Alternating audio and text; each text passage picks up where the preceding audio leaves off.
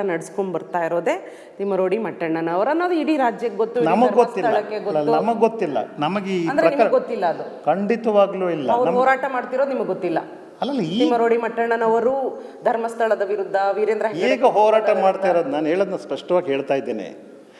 ಅವರು ಹೋರಾಟ ಮಾಡ್ತಾ ಇರೋದು 2023 ಯಾವಾಗ ಮಾನ್ಯ CBI ವಿಶೇಷ ನ್ಯಾಯಾಲಯದ ತೀರ್ಪು ಬಂತೋ ಆವಾಗ ನಾನು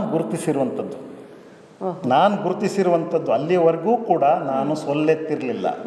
ಯಾಕೆ ಅಂತಂದ್ರೆ ನನಗೆ ಗೊತ್ತು, ಕಾನೂನು ಗೊತ್ತು ನನಗೆ. 2023 ನೀವು 23ಯಲ್ಲಿ ಏನದು ಅಂತ ಕೇಳಕ್ಕೆ, ಅಂದ್ರೆ ಯಾಕೆ ಏನು ಎತ್ತ ಕೇಳಕ್ಕಾದ್ರೂ ಈಗ ನೀವು ಹೆಂಗ್ ಬಂದಿದ್ದೀರಿ ಅದೇ ತರ ನಾವು ಹೋಗಿದ್ದಿದೆ. ಸೌಜನ್ಯ ಕುಟುಂಬ ಭೇಟಿ ಆಗ್ತೀರಾ ನೀವು? ಹೌದು, 2023ನಲ್ಲಿ. ಅಲ್ಲಿಂದ ನಿಮ್ಮ ಹೋರಾಟ ಶುರು ಆಗುತ್ತಾ? ಯಾವ ತರ ಹೋರಾಟನ ನೀವು ರೂಪಿಸ್ತೀರಾ? ಸಂವಿಧಾನಾತ್ಮಕವಾದಂತಹ ಹೋರಾಟ. ನಮ್ದು ಯಾವುದು ಗುಟ್ಟಾಗಿ ನಡೆಯುವಂಥದ್ದು ಏನಿಲ್ಲ. ಇಲ್ಲಿ ಮೊದಲನೇದಾಗಿ ಮಾಡಿರುವಂಥದ್ದು ಈ ಪ್ರಕರಣ ಮುನ್ನೆಲೆಗೆ ಬರಬೇಕು. ಅದು ಅಲ್ಲಿ 13 ವರ್ಷ ಕೆಲಸ ಮಾಡಿದ್ದಾರೆ ಅಂತಂದ್ರೆ ಅದೇ ಗ್ರಾಮ ಸುತ್ತಮುತ್ತನೇ ನಡೀತಾ ಇದ್ದಂಥದ್ದು. ಇದು 10 ಜನ ತಿಳುವಳಿಕೆ ಇರುವಂಥವ್ರ ಗಮನಕ್ಕೆ ಬರಬೇಕು ಅನ್ನೋ ಕಾರಣಕ್ಕೆ, ಮತ್ತೆ ಜನರಿಗೆ ಈ ತೀರ್ಪು ಸರಿಯಾಗಿ ಅರ್ಥ ಆಗಬೇಕು ಅಂತ ಹೇಳೋ ಕಾರಣಕ್ಕೆ ವಿಶೇಷ ನ್ಯಾಯಾಲಯದ ತೀರ್ಪಿನ ವಿಶ್ಲೇಷಣಾ ಕಾರ್ಯಕ್ರಮವನ್ನ ನಾವು ಇಲ್ಲಿ ಇಟ್ಕೊಂಡಿದ್ವಿ. ಇಲ್ಲಿ ನಿಮ್ಮ ಒಡನಾಡಿಯಲ್ಲಿ ಯಾರ ಜೊತೆ ಅಂದ್ರೆ ಯಾರ್ಯಾರು? ಎಲ್ಲರೂ ಮಾಧ್ಯಮದವರು ಇದ್ರು, ನಮ್ಮ ಪ್ರೊಫೆಷ್ನಲ್ ಆಗಿ ಇರುವಂಥ ಲಾಯರ್ಸ್ಗಳು ಬಂದಿದ್ದಾರೆ, ಪ್ರೊಫೆಸರ್ಸ್ ಬಂದಿದ್ದಾರೆ, ಫೋರೆನ್ಸಿಕ್ ಎಕ್ಸ್ಪರ್ಟ್ಸ್ ಬಂದಿದ್ದಾರೆ, ಮಹಿಳಾ ಸಂಘಟನೆಯವರು ಬಂದಿದ್ದಾರೆ. ಅದೇ ಥರ ಬಿಡಿ ವ್ಯಕ್ತಿಗಳು ಕೂಡ ಕೆಲವರು ಅವರವರಾಗೆ ಬಂದಿದೆ. ಇದಕ್ಕೆ ನಾವು ಒಂದು ಪತ್ರಿಕಾ ಪ್ರಕಟಣೆನೇ ಕೊಟ್ಟಿದ್ದೀವಿ. ಕೋರ್ಟ್ ತೀರ್ಪಿನ ಆದೇಶನೆಲ್ಲ ನೀವು ವಿಶ್ಲೇಷಣೆ ಮಾಡಾದ್ಮೇಲೆ ಸೌಜನ್ಯನ್ಗೆ ಒಂದು ನ್ಯಾಯ ದೊರಕಿಸ್ಕೊಡ್ಬೇಕು ಅನ್ನೋ ಒಂದು ಹೋರಾಟನ ರೂಪುರೇಷೆ. ಅದು ಯಾವ ರೀತಿ, ಯಾರ ಸಹಾಯ ಅಂದ್ರೆ ಧರ್ಮಸ್ಥಳದಿಂದನೇ ಶುರು ಮಾಡ್ತೀರಾ ಅಥವಾ ಧರ್ಮಸ್ಥಳ ನೀವು ಹೇಳಿದ್ರಿ ಅಲ್ಲಿಯ ಜನಗಳು ಎಲ್ಲಾರನ್ನೂ ಸೇರಿಸ್ಕೊಂಡು ಇದು ಮಾಡಿದ್ರಿ, ಯಾರನ್ನೆಲ್ಲ ನೀವು ಯಾರನ್ನೂ ಸೇರಿಸೋ ಪ್ರಶ್ನೆನೇ ಇಲ್ಲ. ಅಂದ್ರೆ ನೀವು ಒಬ್ಬರೇ ಈಗ ನಮ್ಮ ಕೆಲಸವನ್ನ ನಾವೇ ಮಾಡ್ತಾ ಇದ್ರದು ಇದುವರೆಗೂ ಕೂಡ. ಒಡನಾಡಿ ಕೆಲಸವನ್ನ ಒಡನಾಡಿ ಮಾಡ್ತೀವಿ. ಒಡನಾಡಿ ಅಂತ ಧರ್ಮಸ್ಥಳದ ಕೇಸ್ನಲ್ಲಿ ಒಡನಾಡಿ ಇಲ್ಲಿಯ ಪ್ರೋಗ್ರೆಸಿವ್ ಆಗಿ ಯಾರು ಯೋಚನೆ ಮಾಡ್ತಾರೆ, ಸ್ವಲ್ಪ ತಿಳುವಳಿಕೆ ಇರುವಂಥ ಜನ ಯಾರಿದ್ದಾರೆ, ಸಂಘಟನೆಗಳು, ರಾಜ್ಯ ರೈತ ಸಂಘ, DSS ಇಂಥವ್ರನ್ನೆಲ್ಲರನ್ನೂ ಕೂಡ ಸೇರಿಸಿ, ಮತ್ತು ಇಲ್ಲಿ PUCಯಲ್ಲಿದೆ people's union for civil liberty ಅಂತ ಇದೆ, ಅಥವಾ ಮಹಿಳಾ ದೌರ್ಜನ್ಯ ವಿರೋಧಿ ಒಕ್ಕೂಟ ಇದೆ, ಬಹಳಷ್ಟು ಜನ ಇದ್ದಾರೆ. ಒಡನಾಡಿ ಅಂತ ತಕ್ಷಣ ಎಲ್ಲೂ ಕಾಣಿಸ್ಕೊಳ್ಳೇ ಇಲ್ವಲ್ಲ ಸರ್ ನಿಮ್ಮ ಹೋರಾಟ? ನೀವು ರಿಸರ್ಚ್ ಮಾಡ್ಬೇಕಲ್ವಾ? ಯಾಕೆ ರಿಸರ್ಚ್ ಮಾಡಿಲ್ವಾ ನೀವು?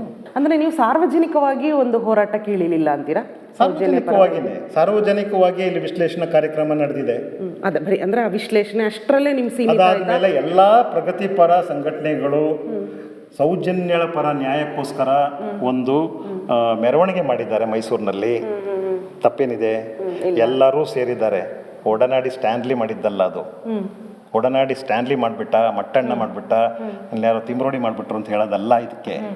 ಈಗ ನೀವು ಹೇಳಿದ್ರಿ ಎಲ್ಲ ಜನಗಳು ಎಲ್ಲರೂ ಕೇಳ್ತಾ ಇರೋದು ಒಂದು ವಿಷಯ ಅಂತ. ಆದ್ರೆ ಆ ಎಲ್ಲ ಜನಗಳು, ಆ ಎಲ್ಲ ಹೋರಾಟಗಾರರು ಟಾರ್ಗೆಟ್ ಮಾಡ್ತಿರೋದು ಅಥವಾ ಹೇಳ್ತಿರೋದು, ನೇರ ಆರೋಪ ಮಾಡ್ತಿರೋದು ಒಂದು ಕುಟುಂಬದ ವಿರುದ್ಧ. ಯಾಕೆ ಅದು ವೀರೇಂದ್ರ ಹೆಗಡೆ ಕುಟುಂಬನ ಮಾತ್ರ? ಬೇರೆ ಯಾರ ಮೇಲೆ? ಆನೆಸ್ಟ್ ಆಗಿ ಹೇಳ್ತಾ ಇದ್ದೀನಿ, ನಾನಂತೂ ಹೇಳಿಲ್ಲ. ನೀವು ವೀರೇಂದ್ರ ಹೆಗಡೆ ಕುಟುಂಬನ ಟಾರ್ಗೆಟ್ ಮಾಡಿ ಖಂಡಿತವಾಗ್ಲೂ ಇಲ್ಲ. ಕುಟುಂಬದ ಮೇಲೆ ಆರೋಪ ಮಾಡಿಲ್ಲ. ಖಂಡಿತವಾಗ್ಲೂ ಇಲ್ಲ. ನಾವ್ ಯಾಕೆ ಮಾಡ್ಬೇಕು ಹೇಳಿ? ನನಗೆ ಗೊತ್ತಾ ರೇಪ್ ಮಾಡಿದವ್ರು ಯಾರು ಅಂತ? ನೋಡಿ ಹೇಳಿ, ನನ್ಗೇನಾದ್ರು ಗೊತ್ತಾ? ನಾನು ಸಾಕ್ಷಿನಾ? ನೋಡ್ಬಿಟ್ಟಿದ್ದೀನಾ? Why should I talk about respectful family? ಒಂದು. ಎರಡನೇದು, ಕ್ಷೇತ್ರದ ಬಗ್ಗೆ ನಾನು ಯಾಕೆ ಮಾತಾಡಬೇಕು? ಅನಾವಶ್ಯಕವಾದಂಥ ನಾಲ್ಗೆ ಉದ್ದ ಮಾಡಬೇಕು? ನನಗೆ ಗೊತ್ತಿದೆ ನಾನು ಏನು ಮಾತಾಡಬೇಕು ಅಂತ ಹೇಳೋದ್ರ ಬಗ್ಗೆ. ನಾನು ಅವೆಲ್ಲ ಮಾಡಿ ನೀವು ಸೌಜನ್ಯಗೆ ನ್ಯಾಯ ಕೊಡಿಸ್ಬೇಕು ಅನ್ನೋ ಇವತ್ತು ಏನಾಗಿದೆ ನಾನು ಮಾಡಿದ್ರಲ್ಲ, ಕೇಳ್ಬಿಡ್ತೀನಿ. ಆ ನಿಮ್ಮ ಈ ಪ್ರಗತಿಪರರು, ಈ ಜನಪರ ಹೋರಾಟಗಾರರ ಜೊತೆ ಗಿರೀಶ್ ಮಟ್ಟಣ್ಣನವರು, ತಿಮ್ಮರೋಡಿ ಇವ್ರು ಯಾರು ನಿಮ್ಮ ಜೊತೆ ಸಂಪರ್ಕದಲ್ಲಿ ಇರಲಿಲ್ವಾ ಈ ಹೋರಾಟದಲ್ಲಿ? ನೀವು ರೂಪುರೇಷ್ ಮೇಡಮ್, ನಾನು ಹೇಳ್ತೀನಿ, ಇದು ಒಂದು ರಾಜ್ಯಾದ್ಯಂತ ನಡೀತಿರುವಂಥ ಹೋರಾಟ. ಇದಕ್ಕೆ ನೀವು ಯಾವುದೋ ಷಡ್ಯಂತ್ರದ ಬಣ್ಣ ಕಟ್ಟಬೇಡಿ. ಅಲ್ಲ, ಮತ್ತೆ ನಾನು ಹೇಳ್ತೀನಿ, ಒಬ್ಬ ಮಾಸ್ಕ್ ಮ್ಯಾನ್ ಅನ್ನ ಒಬ್ಬ ಬರ್ತಾನೆ, ಈಗ ಅವನು ಹೇಳ್ತಿರೋದು ಅವನ ಹೇಳಿರೋ ಆಧಾರದ ಮೇಲೆ ಮಾಸ್ಕ್ ಮ್ಯಾನ್ ಬರ್ತಾನೆ, ಅವ್ನು ನನ್ಗೆ ಹಿಂಗ್ ಹೇಳಿದ್ರು ಈ ತರ ಅಲ್ಲಲ್ಲ ನೀವಲ್ಲ, ಈ ತರ ಒಂದ್ ಗುಂಪಿದೆ, ಈ ಗುಂಪೇ ಎಲ್ಲ ಮಾಡ್ತಿರೋದು ಅಂತ. I am not connected with that. ನೀವು ಆ ಗುಂಪಿನ ಜೊತೆ ಇಲ್ಲ? ಖಂಡಿತ ಇಲ್ಲ. ಮಾಸ್ಕ್ ಮ್ಯಾನ್ ಅನ್ನುವಂಥದ್ದು ವಿಚಾರ ಏನಿದೆ ಅದು ನನಗೆ ಗೊತ್ತಿಲ್ದಿರುವ ಕತೆ. ಅದಕ್ಕೆ ಯಾವುದು ನಮ್ಮ ನೆರಳು ಅಲ್ಲಿ ಬೀಳಲ್ಲ. ನಾನು ಏನು ಹೇಳ್ತಾ ಇದ್ದೀನಿ ಅಷ್ಟೇ ನನ್ನ ಕತೆ. ನಾನು ಏನು ಹೇಳ್ತಾ ಇದ್ದೀನಿ, ಈಗ ಉದಾಹರಣೆಗೆ ಆ ವಿಶ್ಲೇಷಣಾ ಕಾರ್ಯಕ್ರಮ ಬಂತಲ್ವಾ, ಆ ಸಂದರ್ಭದಲ್ಲಿ ಒಬ್ಬರು ಮಹಿಳೆ ಬರ್ತಾರೆ. ವಿಶ್ಲೇಷಣಾ ಕಾರ್ಯಕ್ರಮಕ್ಕೆ ಬಂದಂಥವ್ರು, ನಾನು ಕರೆಕ್ಷನ್ ಮಾಡ್ತಾ ಇದ್ದೀನಿ, ವಿಶ್ಲೇಷಣಾ ಕಾರ್ಯಕ್ರಮ 2023 ಟೈಮಲ್ಲಿ, ವಿಶ್ಲೇಷಣಾ ಕಾರ್ಯಕ್ರಮ ಟೈಮಲ್ಲಿ ಬಂದಿರ್ತಾರೆ. ಎಲ್ಲರೂ ಬಂದಂಗೆ ಅವ್ರು ಬಂದಿರ್ತಾರೆ. ಅವರು ನಮ್ಮನ್ನ ಹತ್ರ ಕರೆದು, ಸರ್ ನಿಮ್ಮ ಹತ್ರ ನಾನೇನೋ ಮಾತಾಡಬೇಕು ಅಂತ ಹೇಳಿರ್ತಾರೆ. ಆ ಸಂದರ್ಭದಲ್ಲಿ ನಾನು ಅಲ್ಲಿಗೆ ಹೋಗಿದ್ದೆ ಸರ್. ಎಲ್ಲಿಗೆ? ಧರ್ಮಸ್ಥಳಕ್ಕೆ ಹೋಗಿದ್ದೆ. ನಾನು ಕಣ್ಣಾರೆ ಕಂಡಿದ್ದೇನೆ. ಒಬ್ಬ ಹುಡುಗಿಯನ್ನು ಎತ್ತಾಕೊಂಡು ಹೋಗೋದನ್ನ ನಾನು ನೋಡಿದ್ದೇನೆ. ನಾನು ಇದು ಹೇಳಲಿಕ್ಕೆ ನನಗೆ ಅವಕಾಶ ಮಾಡಿಕೊಡ್ಬೇಕು ದಯಮಾಡಿ ಅಂತ ಹೇಳ್ತಾರೆ. ಅಷ್ಟು ಜನಗಳಿರ್ತಾರೆ, ಅವ್ರ ಮಧ್ಯದಲ್ಲಿ ನಾನು ಇವ್ರ ಹತ್ರ ಮಾತಾಡುವಂಥ ಸ್ಥಿತಿ. ನನಗೆ ಇದು ಯಾಕೆ ಇದಕ್ಕಿದ್ದಂಗೆ ಬಂದರು ಅಂತ ಹೇಳುವಂಥದ್ದು ಕೂಡ ಒಬ್ಬ ಪ್ರೂಡೆಂಟ್ ಪರ್ಸನ್ ಆಗಿ ನನಗೆ ಅರ್ಥ ಆಗುತ್ತೆ. ನಾನೇನೋ ತೀರಾ ಪೆದ್ದ ಥರ ಕೆಲಸ ಮಾಡಿ ಅಭ್ಯಾಸ ಇಲ್ಲ ನಮಗೆ. ನಾವು ರಿಸರ್ಚ್ ಮಾಡ್ತೀವಿ. ನಂತರದಲ್ಲಿ ನಾನು ಅವ್ರಿಗೆ ಹೇಳಿದ್ದು ಇಷ್ಟೇ ಮಾತು, ನೋಡಮ್ಮ ಇವಾಗ ಲೀಗಲ್ ಪ್ರೊಸೀಡಿಂಗ್ಸ್ ಇಲ್ಲ, ಕ್ಲೋಸ್ ಆಗಿದೆ ಸದ್ಯಕ್ಕೆ. ಪ್ರೊಸೀಡಿಂಗ್ ಸ್ಟಾರ್ಟ್ ಆದರೆ, ಪ್ರಕ್ರಿಯೆಗಳು ಪ್ರಾರಂಭ ಆದಾಗ ಬಹುಶಃ ನಿಮ್ಮ ಇದು ಬರಬೇಕಾಗ್ಬೋದು, ಆವಾಗ ನೋಡೋಣ ಅಂಥೇಳಿ ಕಳಿಸ್ಬಿಟ್ಟಿದ್ದೆ. ಮತ್ತು ನನಗೆ ಅನುಮಾನ ಮಾಡಿದ್ದೆ, ನಾನು ಅವ್ರನ್ನ ಯಾರೋ ಕಳಿಸಿರ್ಬೋದು, ಏನೋ ಕತೆ ಏನೋ. ನಿಮಗೂ ಆ ಮಹಿಳೆ ಬಗ್ಗೆ ಅನುಮಾನ ಅವಾಗಿತ್ತು. ನಾನು ಹೇಳ್ತಾರೆ 2 years ಬ್ಯಾಕ್. ಆಮೇಲೆ ಅವರು ಮತ್ತೆ ಫೋನ್ ಮಾಡಿದ್ರು ಇಲ್ಲಿಗೆ. ತದನಂತರದಲ್ಲಿ ನಾವು ತಡಿ ನೋಡೋಣ ಅಂಥೇಳಿ ಅವ್ರನ್ನ ಮಾತಾಡಿಸಿದ್ವಿ. ಮಾತಾಡಿಸ್ಬೇಕಾದ್ರೆ ನಾನು ಅವ್ರಿಗೆ ಎಲ್ಲಿ ಅವರು ಎತ್ತ ಏನು ಎಲ್ಲ ಕೇಳಿ, ಅವರ ಮನೆ ದೇವರು ಯಾರು ಎಲ್ಲ ಕೇಳಿದೆ. ಮನೆ ದೇವರು ಶ್ರೀ ಮಂಜುನಾಥೇಶ್ವರ ಅಲ್ಲಿ ಫೋಟೋ ಇದೆ. ತದನಂತರದಲ್ಲಿ ಅವ್ರಿಗೆ ಅವ್ರು ತುಂಬ ಪ್ರಭಾವ ಇರುವಂತಹ ಒಂದು ದೇವಸ್ಥಾನ ಇದೆ, ಶಿವನ ದೇವಸ್ಥಾನ ಇದೆ. ಅಲ್ಲಿ ಸುತ್ತಮುತ್ತಲಿನವರೆಲ್ಲರೂ ಪೂಜೆ ಮಾಡುವಂಥ ದೇವಸ್ಥಾನ ಅದು.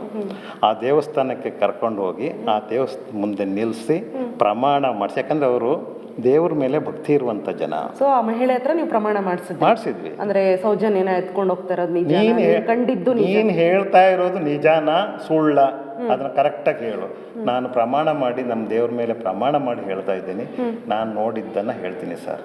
ಅವಾಗ ನೀವು ಕೇಳಲಿಲ್ವಾ ಸರ್, ಇದು ನಡೆದಿದ್ದು 13 ವರ್ಷದ ಹಿಂದೆ ಸೌಜನ್ಯ, ಅಷ್ಟು ವರ್ಷ ಅವ್ರು ಯಾಕೆ ಯಾರಿಗೂ ಹೇಳದೇನೆ 2023ರಲ್ಲಿ ಸ್ಟ್ಯಾನ್ಲಿ ಅವರಿಗೆ ಯಾಕೆ ಬಂದು ಹೇಳ್ತಾಳೆ ಮಹಿಳೆ ಅಂತ ಹೇಳಬೇಡಿ. ಈಗ ಆ ಮಹಿಳೆ ಒಡನಾಡಿ ಸ್ಟ್ಯಾನ್ಲಿ ಪುರುಷ ಅವ್ರ ಹತ್ರನೇ ಯಾಕೆ ಬಂದು ಹೇಳಿದ್ರು? 13 ವರ್ಷದಿಂದ ಆ ಗುಟ್ಟನ್ನ ಯಾಕೆ ಆ ಮಹಿಳೆ ತನ್ನ ಹೊಟ್ಟೆಲಿ ಇಟ್ಕೊಂಡಿದ್ಲು? ಯಾಕೆ ಯಾರಿಗೂ ನೀವು ಕೇಳಲಿಲ್ವಾ ಪ್ರಶ್ನೆ?